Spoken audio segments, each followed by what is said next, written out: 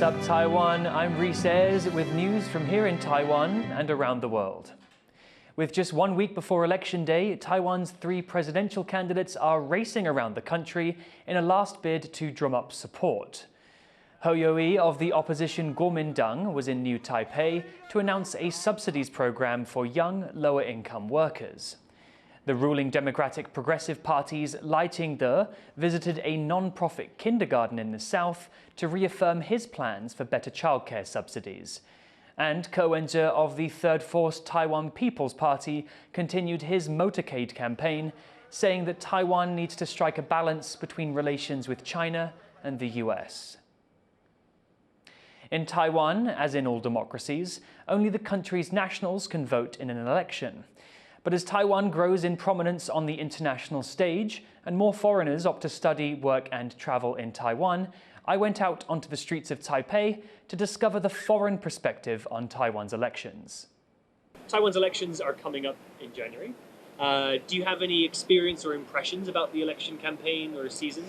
I see a lot of campaigning going on, and I've tried to look up the different parties to understand who's doing what. And I also like to have my friends' impression on who are they going to vote for, are they going to vote, and also explain my French perspective to the situation. Because I cannot say anything, so the Taiwan people will decide who can come to the win. So let's see. But it's this election, I feel it's very important for Taiwan. Yeah, it's going to decide many factors. You cannot really feel that there is an election coming this January 13th. So all in all, it's very quiet. So far, it's peaceful. Back in the Philippines, when it's election time, it's really a lot of things happening. Yeah, I've noticed the campaigning, and we've stayed with some friends and also talked a little bit about like some of the main subjects discussed back and forth. Like there are 3 now popular parties, one leaning more towards China, one towards less towards China, and then one more neutral. Yeah, I was actually reading, I don't speak Chinese, but with a friend together we translated the election newspapers, and we've been going through all these 3 parties, the main 3 parties, and I figured it was quite interesting how their 3 different perspectives are on the China-Taiwan question or Taiwan independent question. Well, I've been here for a while. I just feel like when the election's coming, it's a lot of bonanza. When you go on the streets, like a lot of people like, hi, everybody's being nice to you. As far as we're here living, happy and then safe and everything, that's fine with me. So I think it's up to the Taiwanese people to choose who's right for them, and then they know better. I think it's really fascinating seeing, because I was here last year in, I believe, Hualien, and there was for the midterm elections, and just seeing the massive parades and the candidates riding in the open back Jeeps and stuff like that, which even come from America. I'm I kind of wish our democracy was a little more vibrant, a little more active like that. 3 years since China imposed a national security law in Hong Kong, exiled activists are rallying in Taiwan to protect its own democratic system ahead of elections. Tiffany Wong has more. Calling on Taiwanese voters to remember Hong Kong when they head to the polls next week. These activists are traveling throughout Taiwan to spread a warning that just over 2 decades since British rule ended in Hong Kong, China has effectively taken control of the territory, which was supposed to retain its own political system, and Taiwan, which China also claims, could be next. 23-year-old student Terrence Law is one of the movement's leaders.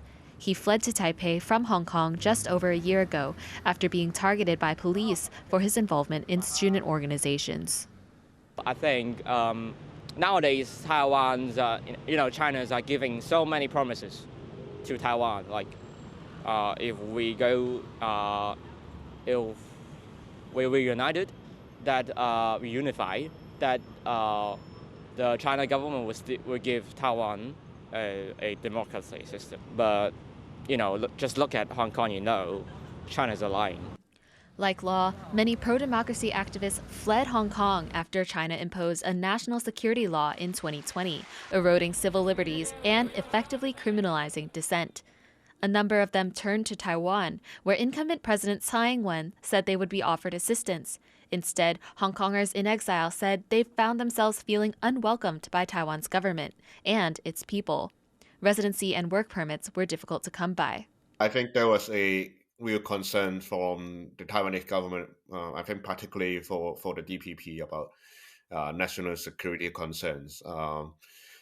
Especially, I think after the national security law, there was a sense that the kind of boundary between China and Hong Kong is blurring, and you couldn't kind of identify the real asylum seekers or immigrants from people from the CCP that is trying to infiltrate Taiwan. 71-year-old Hong Konger Trey Pak Tai obtained Taiwanese citizenship in 2021. A long-serving district councillor in Hong Kong, he's now running for a legislative seat in New Taipei City. He wants to keep the democratic spirit of his home territory alive and help make Taiwan a more welcoming place for Hong Kongers.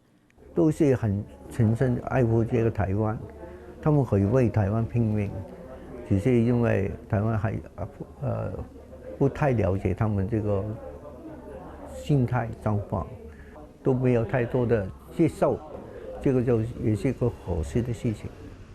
Though many Hong Kongers feel Taiwan may not be the friendliest place for them to live, they're determined to make it home, as they dream of a future free from Chinese influence. We have so many chances to communicate with Taiwan citizens, and this is a very good chance to speak about Hong Kong and say about Hong Kong stories. I think if we can say Hong Kong stories, if people really understand Hong Kong stories, they can understand that China's threat is real. And just how real that threat may be may depend on the outcome of Taiwan's elections. Patrick Chen and Tiffany Wong for TaiwanPlus. A legislative candidate has been taken into custody for allegedly accepting money from China. Ma Ziwei is an independent candidate running for a district seat in Taoyuan City in northern Taiwan. She's suspected of violating the country's anti-infiltration laws by accepting over $30,000 from China in Tether, the world's most traded cryptocurrency. Ma is a former spokesperson for the Taiwan People's Party, the country's third biggest party. The investigation is the latest in a series of cases involving Taiwanese people with ties to China. Taiwan's Lunar New Year holiday sees millions of people travel around the country or back home. But those plans may hit a snag this year as many of the country's transportation workers are on the verge of striking. Leslie Liao has more. Taiwan is coming up on the Lunar New Year, the country's biggest holiday season. During this period, people have about a week off, during which they often tend to head home, using one of the many options offered by Taiwan's comprehensive transportation network. But this Lunar New Year, several of those services may face major issues accommodating the higher number of passengers. Employee unions for the Taiwan Railway Corporation, high-speed rail, and pilots at the country's biggest international airport say they may go on strike over the holiday. The timing is no coincidence, as transportation workers tend to leverage this busy time of year to bring managers to the negotiating table. High-speed rail workers are asking for better year-end bonuses equivalent to 4 months' pay. They also want future bonuses to be proportional to company profits. The union says they're still in talks with management and have not decided to strike just yet. 1月10号是跟高铁公司有一场调解会，看到时候的调解结果。那如果失败的话，才会开始进行举办罢工投票。 Meanwhile, HSR management says they're working on getting employees record bonuses this year. Workers for the conventional rail system have circulated a petition against being forced to work overtime over Lunar New Year, while also demanding that working hours are kept in line with legal standards. Finally, Taiwan's EVA Airways pilots are demanding better pay. They're also calling on the company to do away with short-term hiring practices to fill in labor gaps, which they say create safety issues. Despite EVA announcing record bonuses and across-the-board pay raises, the pilots' union moved forward with a vote on whether they would strike.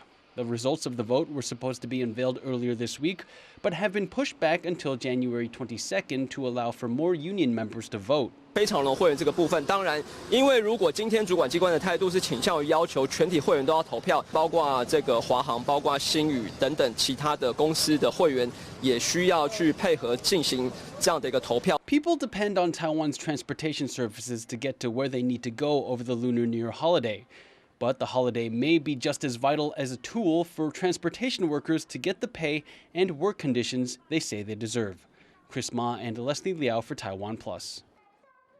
A rebel alliance in Myanmar has taken control of a town near the country's border with China. This is the latest victory in their fight against Myanmar's military junta, which seized power in 2021 after a coup.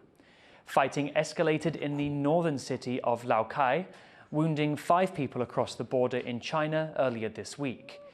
The Chinese embassy urged its nationals to leave the city. Fighting between the Myanmar military and rebel groups has escalated in the area in recent months. As the alliance of resistance groups in Myanmar makes headway, government troops are dealing with a drop in morale, and this has some members of the junta's security forces questioning their loyalties. Bryn Thomas takes a look. Yan is what Burmese speakers call a watermelon. It's slang for someone who wears the green military fatigues of Myanmar's ruling junta on the outside while being red, the color of a resistance movement, on the inside. Yan followed his brother into Myanmar's police force in 2020, near the end of a brief period of democratic rule in their country. When the military overthrew the government in 2021, violent crackdowns against the protests that followed turned into a civil war. As a police officer, Yan found himself in a role much different from the one he envisioned when he signed up.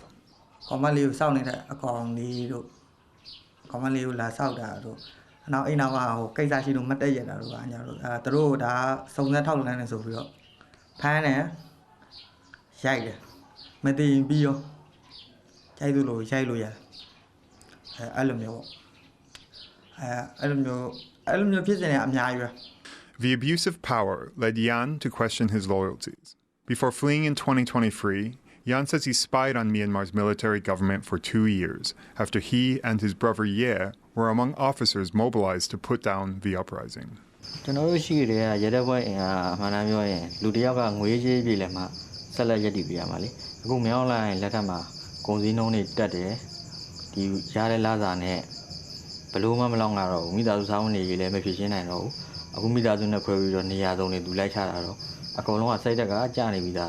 Now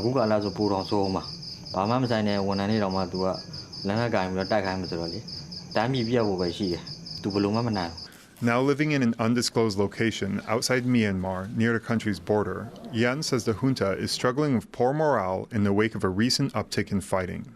As the war enters its 3rd year, resistance groups have teamed up with local ethnic militias in the country's northeast, posing a significant threat to the junta's hold on power. The escalation in violence has led many junta enforcers to desert or surrender. Yan's account portrays a government growing increasingly desperate to hold on to power. In his eyes, its collapse cannot come soon enough.